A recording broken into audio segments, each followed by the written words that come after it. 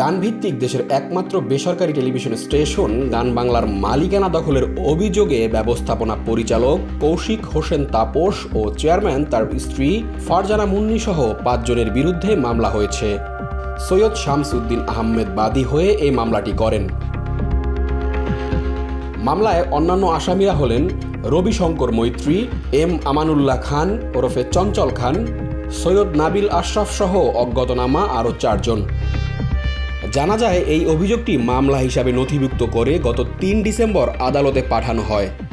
ওই দিন শুনানি নিয়ে ঢাকা মহানগর হাকিম শরীফুর রহমান মামলাটির তদন্ত করে আগামী 1 জানুয়ারি প্রতিবেদন দেওয়ার দিন ঠিক করে দেন।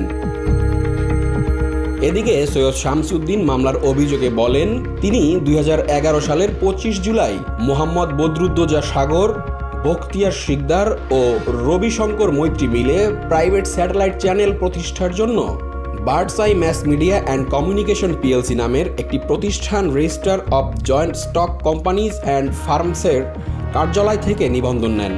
এতে আরও বলা হয়, একদিন আনুমানিক রাত 8টার দিকে আসামি কৌশিক হোসেন তাপস, ফারজানা মুন্নি, সৈয়দ নাবিল আশরাফ সহ অজ্ঞাতনামা 4-5 জন কিছু কাগজপত্র নিয়ে আসে এবং হাতে থাকা অস্ত্রের ভয় দেখিয়ে ফিল্মি কায়দায় সকল আসামির সহযোগিতায় সৈয়দ শামসউদ্দিন আহমেদ ও মোহাম্মদ বদরুদ্দোজা সাগরকে কাগজপত্রে স্বাক্ষর করতে বাধ্য করে।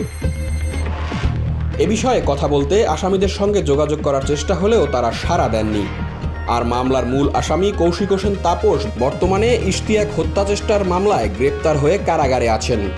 এর মধ্যে তাকে রিমান্ডে নিয়ে পুলিশ জিজ্ঞাসাবাদও করেছে।